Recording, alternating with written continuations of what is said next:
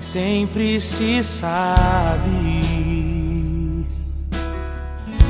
detalhes de um milagre,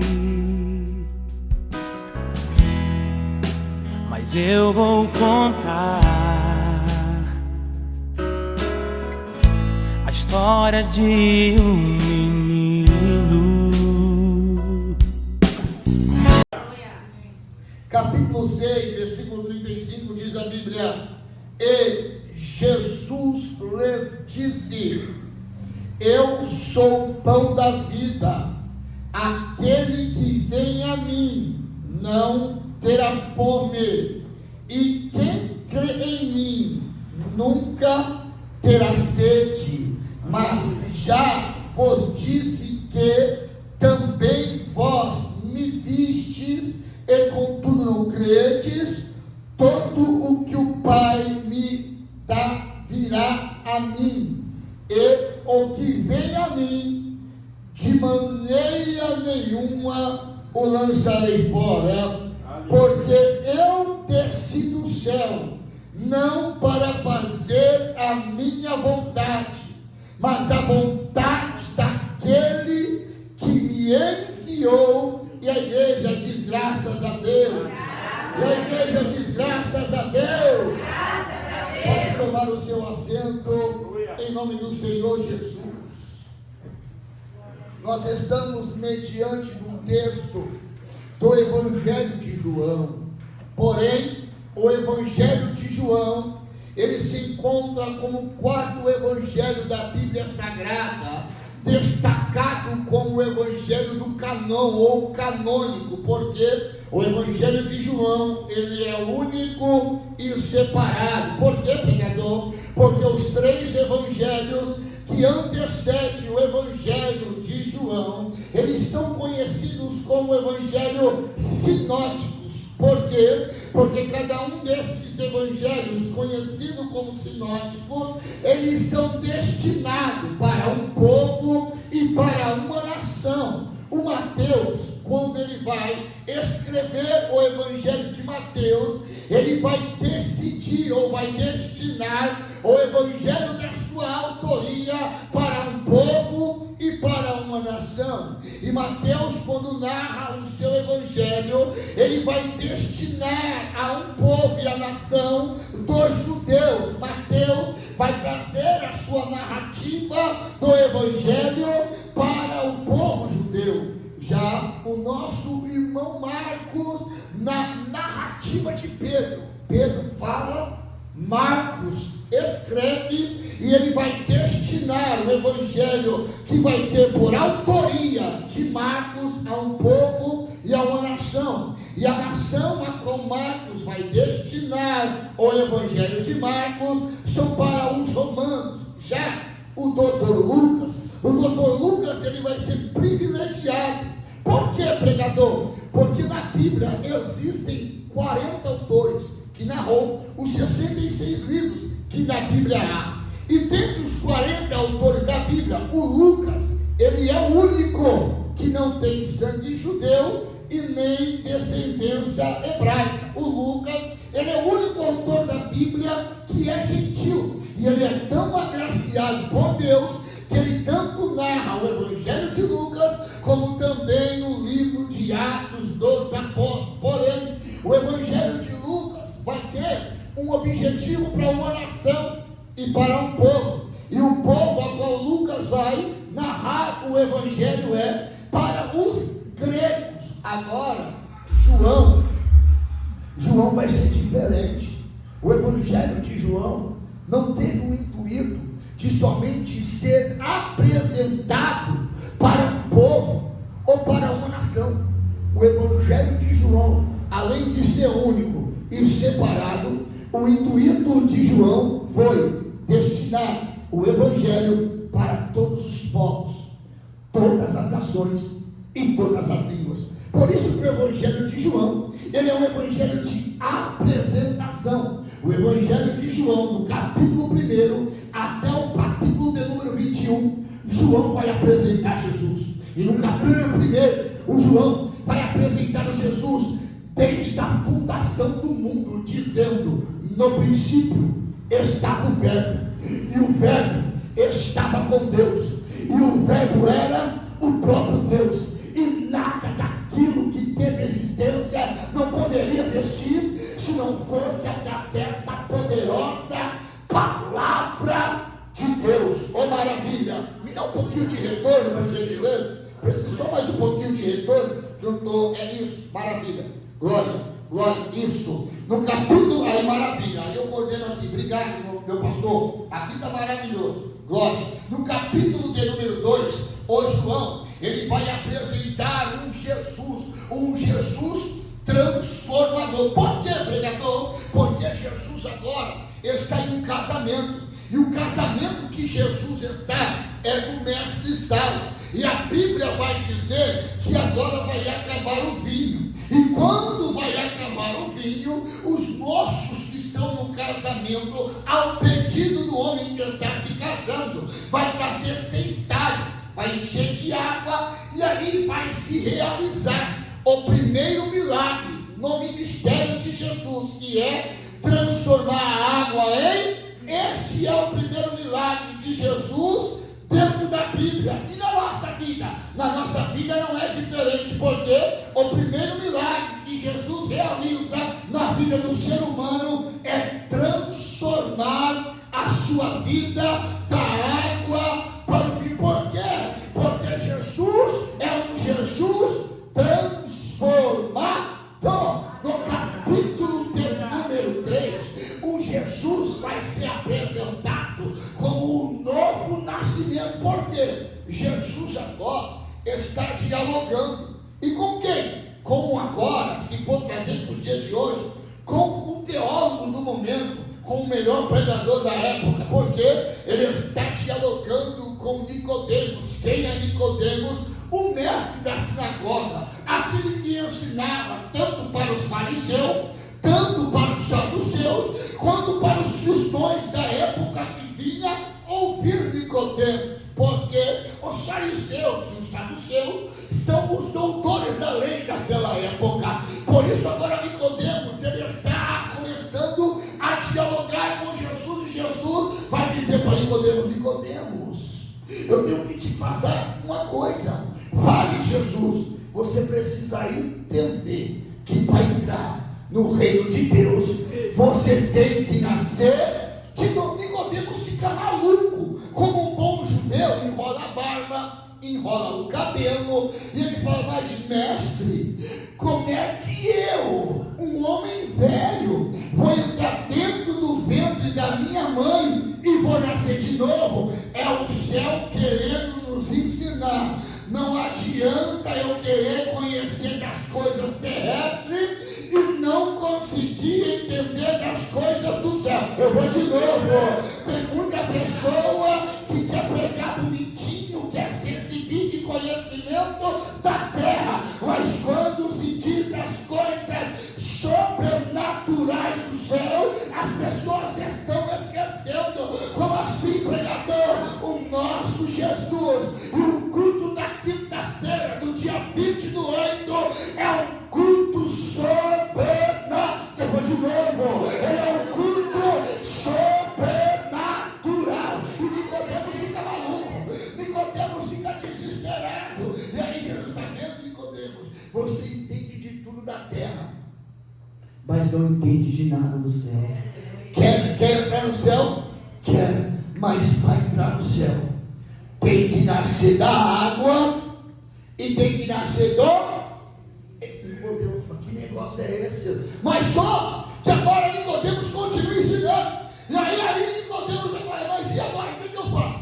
Dá um recado para quem? Para o saduceu, para o fariseu e para o doutor da lei. Que recado que eu dou? João 3,30, no mesmo capítulo, ele vai dizer: avisa lá o povo, avisa o quê? Que é necessário que eles diminua e somente eu cresça e apareça. Tem pessoas que querem ser mais do que Jesus, querem brilhar mais do que Jesus, mas aqui não. Aqui quem brilha é Ele, agora é só para Ele, quem faz tudo é Ele, e esta campanha foi preparada por Ele.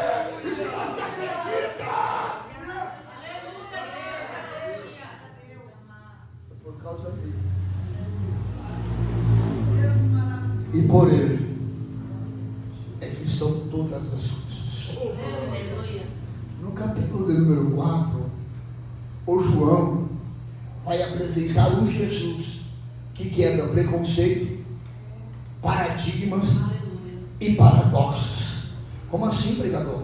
O cenário é João 4,4. É necessário Jesus passar por Samaria. Porém, a Bíblia vai dizer que Jesus, ele poderia dar a volta por cima. Se vai por cima, passa pela Pérea, desce na Judéia e vem para a Galileia. Se vai por baixo, passa pela faixa de Gaza, pega a Judéia e entrou na Samaria. E se ele vai reto, vai direto para Samaria. E por que foi que é necessário Jesus passar por Samaria?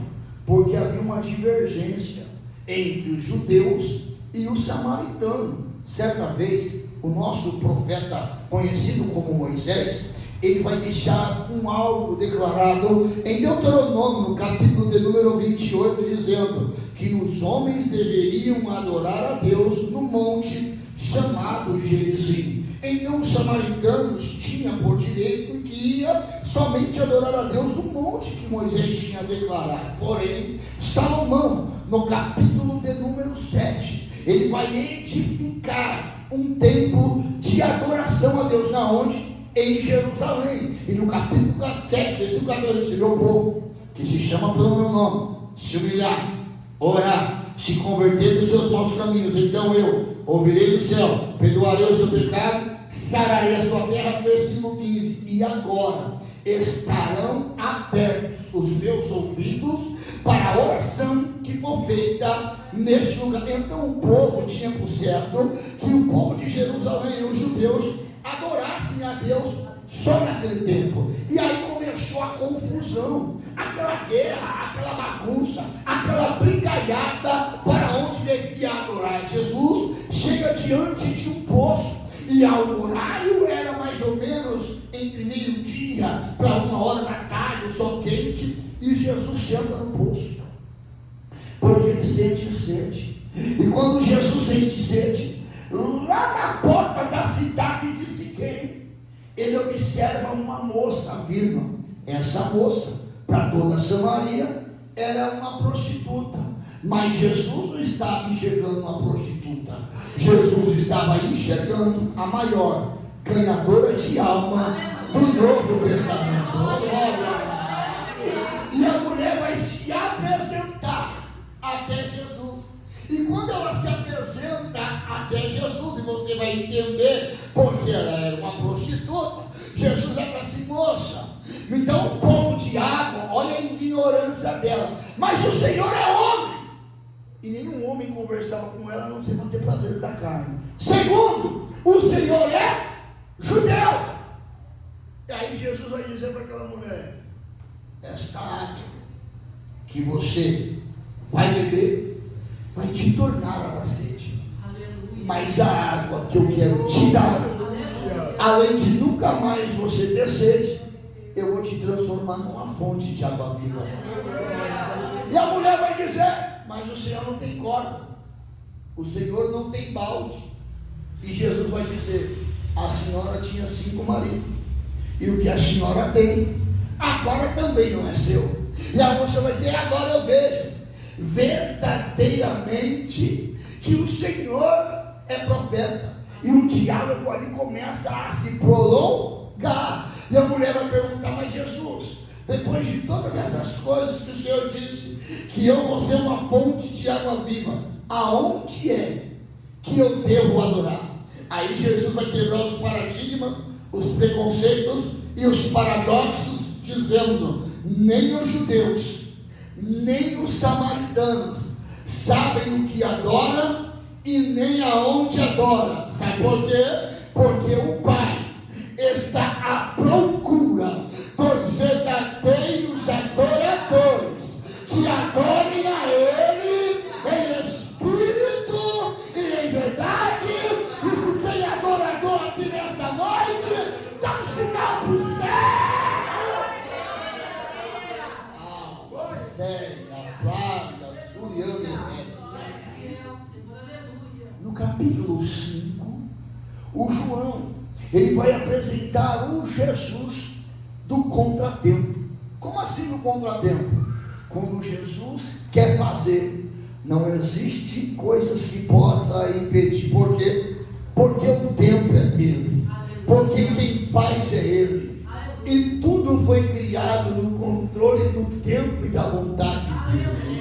E o cenário, pregador, a Bíblia vai dizer que havia um paralítico, que havia 38 anos, que estava de frente da porta das ovelhas, em direção do alpendre de Salomão, e diante de um tanque que se chamava Betesda, que no original do hebraico é a casa da misericórdia. Jesus chega ali e faz uma pergunta ao moço: queres ficar curado? Ele começa a contar uma história para Jesus.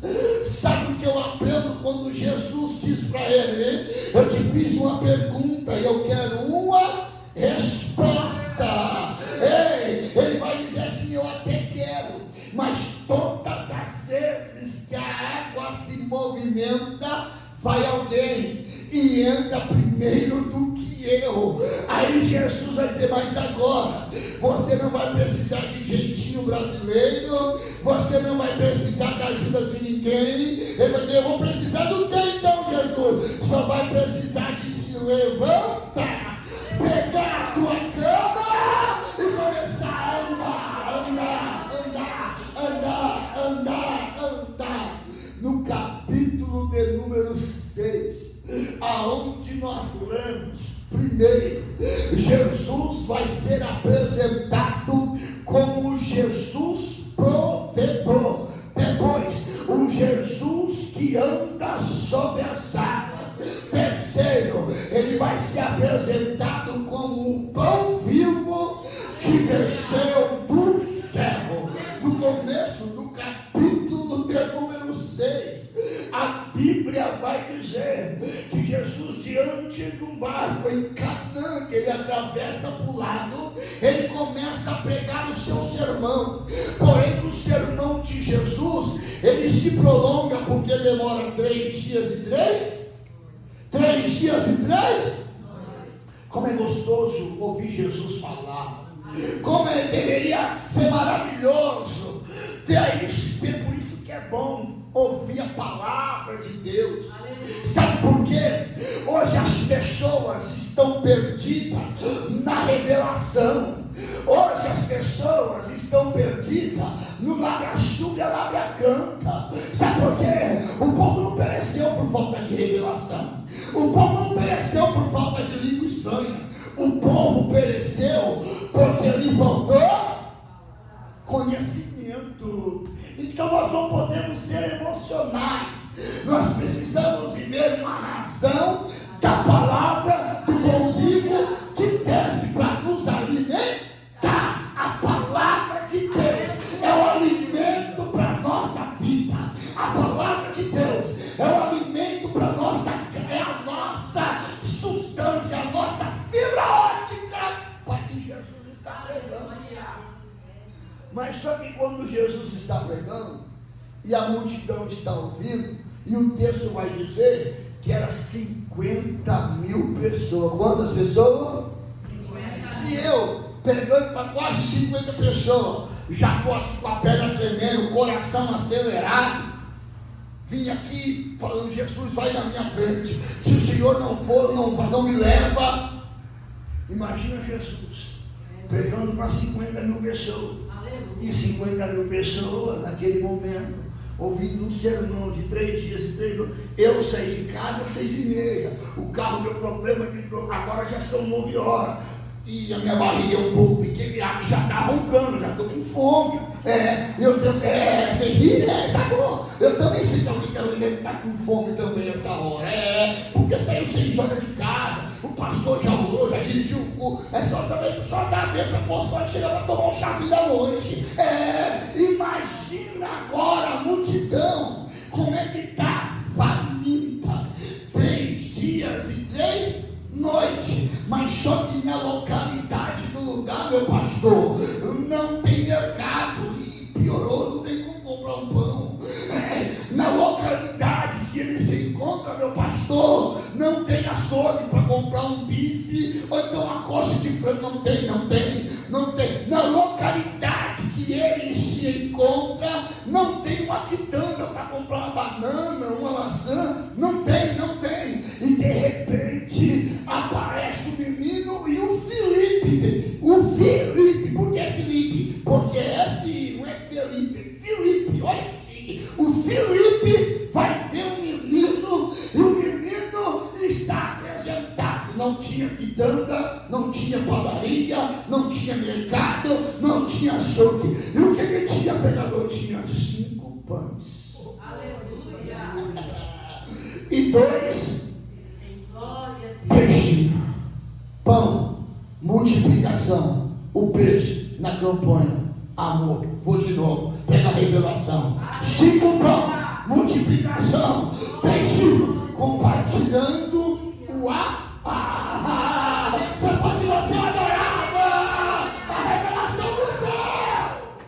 Aleluia. Tinha 5 pão e 2 peixinhos. Como assim o Jesus é o provedor? É o céu dizendo para você: ei, eu fui moço e agora sou velho, mas eu nunca vi um justo sequer desamparado, e nem a sua descendência mendigar o pão. É o céu dizendo para alguém: não vai faltar farinha na tua panela, não vai faltar azeite na onde? Na tua botija, não vai faltar a providência financeira. Quando as contas estiverem atrasadas e tudo parecer que ao fim não vai. Por quê? Porque ele vai dizer: minha é a prata, meu também é o ouro. E agora, a glória da última casa será maior.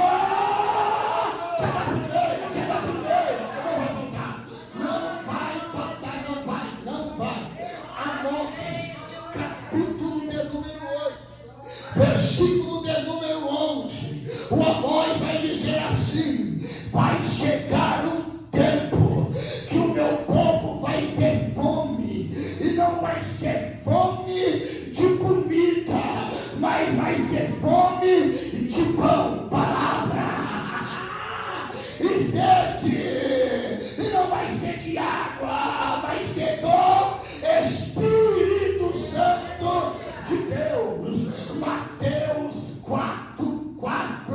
O diabo vai tentar Jesus, e ao tentar Jesus, leva Jesus e fala: ei, Jesus, já que tu és Jesus, transforma essas pedras em pão. Oh, Jesus cheiroso, eu te amo porque você é a palavra viva. Ele vai olhar para o diabo e vai dizer: não só de pão viverá o homem, mas de toda palavra que sai da boca de Deus.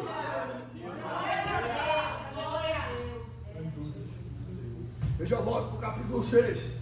No capítulo 7, você acompanha aí, ele vai ser apresentado como Jesus que quebra a incredulidade. No capítulo de número 8, ele é um Jesus que, mesmo sendo o justo juiz e tendo poder nas tuas mãos, é um Jesus que não julga, que não aponta, ele é a verdade que liberta. Oh, maravilha! No capítulo de número 9, ele é um Jesus que quebra a maldição hereditária. O cenário do cego de nascença, que vão levar para Jesus, vão perguntar: quem pecou? Foi ele, foi seus pais? Não foi ele, foi seus pais, mas isso está acontecendo para que o nome de Deus seja glorificado através do Filho. É Jesus quebrando maldição hereditária. Capítulo de número 10, ele vai se apresentar: eu sou o bom pastor, e o bom pastor dá vida pelas suas ovelhas. Oh, maravilha! Capítulo de número 11, ele vai ser apresentado como a ressurreição e a vida. Capítulo de número 12, ele vai ser apresentado como com Jesus que alguém vai quebrar um vaso de alabastro e vai molhar os teus pés e vai enxugar com os cabelos. É o céu ensinando eu e você que o lugar mais alto que nós podemos chegar é aos pés de Jesus. Capítulo de número 13, ele vai ser apresentado como Jesus da humildade. Como assim, pregador? Ele pega uma bacia, começa a lavar os pés dos discípulos, e quando chega na vez do Pedrão, a Bíblia diz que o Pedrão vai dizer assim: não, Senhor, não precisa lavar o meu. E Jesus, como ele é correto, ele vai dizer: Pedro, deixa eu dar uma notícia para você. Então tá, olha, a soberba procede à queda, e a humildade te leva à honra. Se eu não lavar teu pé, tu não vai ter parte comigo. Então lava, Jesus. É o céu dizendo para mim e para você que o caminho do céu é ser um vinde a mim todos os estáis cansados, sobrecarregado e oprimido, e eu vos aliviarei.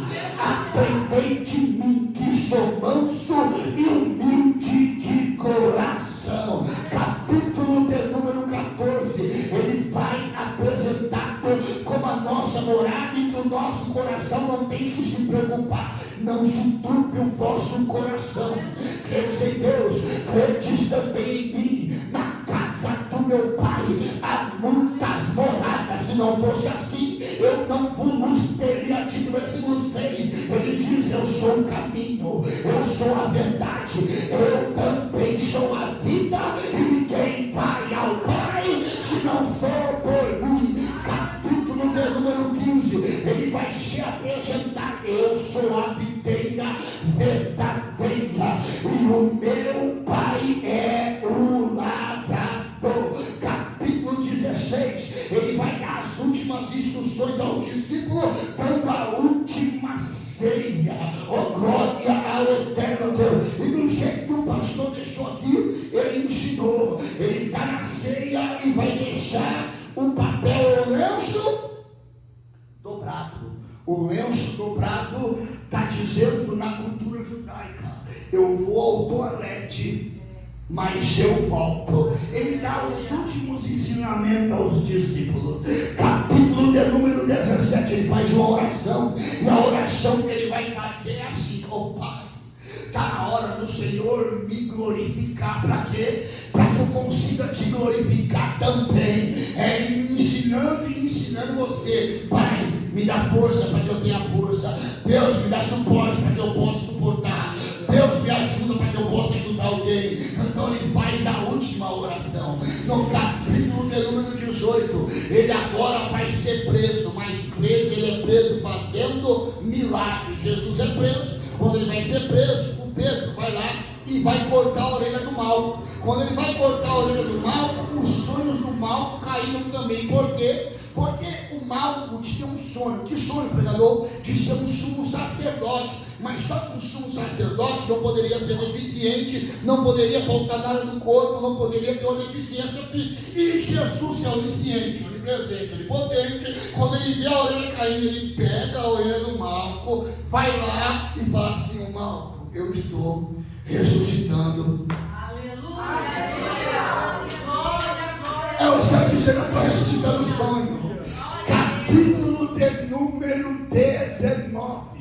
Jesus vai ser crucificado e morto. Mas mesmo sendo crucificado e morto, ele vai ser crucificado fazendo milagre. Olha a Bíblia dizendo: havia dois ladrões, um na esquerda e o outro na direita. O da esquerda vai dizer: se tu é o Filho de Deus, desce daí e salva-te mesmo. Mas olha o da direita vai dizer assim: mestre, se for possível, me leva contigo para o teu reino. O melhor milagre que alguém pode receber é esse: qual? A salvação. Ele vai olhar para o da direita e vai dizer assim: ainda hoje estará comigo no Pai do céu, dizendo: tem salvação para a tua casa, tem salvação para o teu marido, tem salvação para o teu filho, tem salvação para o teu sobrinho, tem salvação para a tua parentela. A Bíblia vai dizer, no capítulo de número 20, Ele vai ressuscitar. Oh glória! Fique imaginando comigo, o inferno estava em comemoração, sabe por quê? A morte pensou, pastor Edilberto, que tinha vencido Jesus. A morte, aí, quando de repente o inferno escuta um barulho, que barulho? De repente, o diabo e os seus adeptos escutam uma voz, que voz? Ô morte, aonde está o seu arco? Satanás fica maluco, aí ele vai pegar a chave. Que chave é essa? É a chave de Davi, a chave que abre e ninguém fecha. Eu estou dizendo mesmo, tendo pouca força, não negaste o meu nome. E sabe o que ele está fazendo? Para multiplicar o pão e compartilhar. Eis que diante de ti, da tua casa, da tua família, eu estou colocando uma porta aberta. Se eu fosse você, levantava a mão, pode a glória e para receber, porque ele está na casa.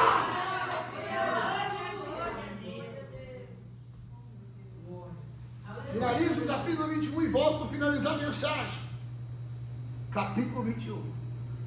Ele vai aparecer para as Maria e para os discípulos. Mas só que antes disso, as Maria vão entrar no sepulcro. Vão entrar na onde? Vão entrar na onde? E quando elas entram no sepulcro, elas vão ver uma coisa. O que, pregador? O lenço. Que lenço? O lenço que o José de Arimateia deu. Ninguém usou. Estava cheio de sangue. Mas estava. Sabe do que elas lembraram? Da última ceia. Sabe o que elas se lembraram? Que Jesus falou: eu sou aquele que derruba o templo, mas em 3 dias eu edifico ele. Sabe o que ela lembrou? Ele falou que ia, mas não deixava nem você órfão. Oh, glória! Então, quando elas viram o lenço, elas lembraram que Jesus foi, mas eles tinham voo. É o que o céu diz para a igreja: eu fui, mas eu vou voltar para buscar a minha igreja. Finaliza o texto 39. Aqui no meu é 9:20 e pouco. O meu está desviado. Eu vou orar com você. Está desviado esse menino aqui. Vamos lá. Capítulo 6. A Bíblia vai dizer, no versículo que lemos, que Jesus vai dizer: eu sou o pão da vida. E aquele que recebe o Pai, recebe aquele que me enviou. Eu não vim para te dar fartura de abundância de alimento. Eu vim para te dar fartura de salvação espiritual. Quando eu entrei na igreja e eu vi aquela mesa bonita, porque a mesa está bonita, rapaz. Sabe o que eu vi? Pergunte o quê? Uma igreja unida. Oh, glória! Igreja unida não é igreja que está cheia, não. Igreja unida não é igreja que está lotada, porque tem um monte de igreja que está lotada e está dividida. Mas igreja unida é aquela que faz o compartilhamento do pão, do pão, do pão, do pão, do pão. Aleluia, Deus. Aí, para nós finalizarmos a mensagem, ele vai dizer assim, ó.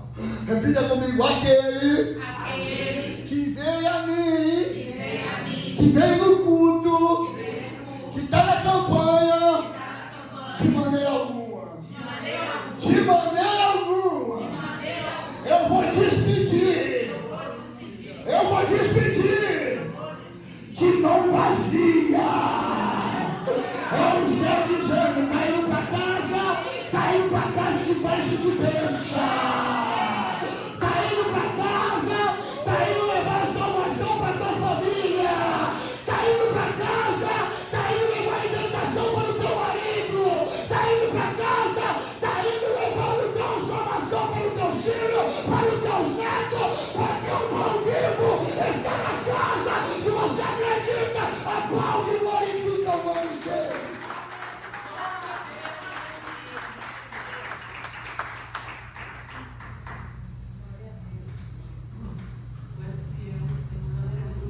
Finalizo dizendo que ali eu vou estar com o meu exemplar. Esse exemplar é o meu segundo livro que eu escrevi. E o segundo livro está mais vendido do que o primeiro, pastor Gilberto. Este livro, com 2 meses e meio de lançamento, eu tenho 1.700 cópias vendidas. Às vezes, mas é pouco não. Você acha que adquirir, vender 1.700? Não. E aqui eu tenho a minha biografia. E aqui eu conto sobre a fé que opera milagre. Quem conhece meu testemunho aqui? Levanta a mão. Acho que só o pastor, né? Eu sou ex-jogador de futebol. Eu joguei no São Paulo. E dentro do São Paulo Futebol Clube, eu conheci as drogas, né? Até mesmo sábado passado nós tivemos um evento com os ex-jogadores, com a Luiz, com o Denilson. No meu Instagram você vai acompanhar tudo isso. Tem aqui no Instagram, você vai ver lá. E eu me viciei na droga. E a droga me levou em 25 penitenciários do Brasil. Depois eu tive 37 internações em comunidades terapêuticas com injeção e remédio para doido. E fora isso eu morei 10 anos na Cracolândia de São Paulo. Jesus, que é o pão da vida, o pão vivo que desceu do céu, ele me libertou, me transformou. Hoje, há 10 anos, pregando o evangelho. Sou pastor, pregador, formado em bacharel em teologia, casei com uma doutora, escrevi 2 livros e hoje eu prego a palavra do Senhor. Eu estive conversando lá na Saria com o filho da pastora, eles ficaram maravilhados, estava eu e a minha esposa. Só Jesus, é o céu dizendo assim, ó, hoje você está recebendo pão, para quê? Para se alimentar e levar para a tua casa. Então se você puder ali adquirir um exemplar para me abençoar e ser abençoado, eu vou ser muito grato a Deus. Finalizando, dizendo que nada e nem ninguém se compara com o nosso Deus. O nosso Deus, com a letra A, ele é o amor, com a letra B é bom, com a letra C é Cristo, com a letra D é Deus, e com a E, Emmanuel, com a F, fiel, com a letra G é grande, com a H ele é homem, e com a letra I ele é infinito nas suas misericórdias, com a J ele é Jesus, com a letra L ele é lindo, com a M ele é maravilhoso, com a letra M ele é Nazareno, com a O, onisciente, onipresente, onipotente, com a letra P ele é Pai, com a letra Q ele é querido, com a letra R ele é Rei, com a letra S ele é soberano, com a letra T todo poderoso, com a letra U ele é único, com a letra V ele é vitória, com a letra X ele é o xodó do papai, e com a letra Z ele é um Deus generoso que zela pela tua vida, pela tua casa, pelo teu ministério. Em nome de Jesus, aplaude e glorifica o nome dele. Vamos nos colocar de pé, vamos nos agradecer, vamos orar ao Senhor por esta palavra, para que ela possa ficar guardada no nosso coração, que Deus possa cada vez mais tocar nas nossas vidas, para que a gente possa trazer alimento para a casa dele, porque toda vez que nós doamos algo para alguém, nós estamos fazendo para Deus. Amém? Senhor Deus, Pai de bondade, Pai de misericórdia, Espírito Santo de Deus, Espírito Santo da verdade, Senhor, te agradecemos por essa palavra de hoje. Pai, te pedimos que tu abençoe o nosso irmão que veio trazer a tua mensagem, Senhor. Eu te peço também que abençoe cada um, Pai querido, Pai amado, que trouxe o alimento para a tua casa, Senhor. Aqueles que não puderam, Senhor, que o Senhor já coloque na vida deles alimentos para que eles tragam na próxima quinta-feira, Senhor. Em nome de Jesus, abençoa cada um dos teus filhos, Pai. Despede eles, leva com segurança para casa, cuida no caminho, Senhor. E não deixe, Pai querido, que nada de mal possa lhes acontecer, Pai. Em nome de Jesus nós te pedimos, Pai, e crendo na nossa vitória, nós já te agradecemos em nome do Pai, do Filho e do Espírito Santo. Pai nosso que está no céu, santificado seja o teu nome, venha a nós o teu reino, seja feita a tua vontade, assim na terra como no céu. E o pão nosso de cada dia nos dai hoje,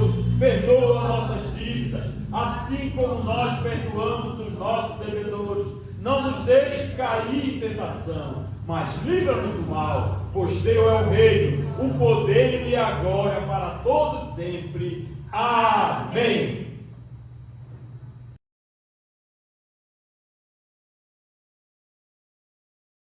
Amém, glória a Deus.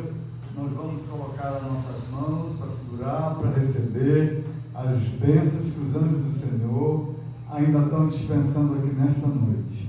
Que o grande amor de Deus, a graça do nosso Senhor Jesus Cristo e a doce comunhão do Espírito Santo esteja com toda a igreja, todos nós digamos amém. Amém. Se Deus é por nós, Quem será contra nós? tudo nós podemos. Aquele que nos fortalece. E operando Deus, Quem impedirá? mas graças a Deus que já nos deu a vitória pelo nosso Senhor e Salvador Jesus Cristo. E lembre-se sempre que o Senhor Jesus é o nosso pastor. E nada nos faltará. Eu creio que Ele não vai faltar em nossa vida. Amém? Sejam abençoados em nome do Senhor Jesus. Glória a Deus. Que um dia levantou bem cedo e sua mãe lhe perguntou com medo: aonde é que você vai? E o menino então respondeu: o mestre está a me chamar.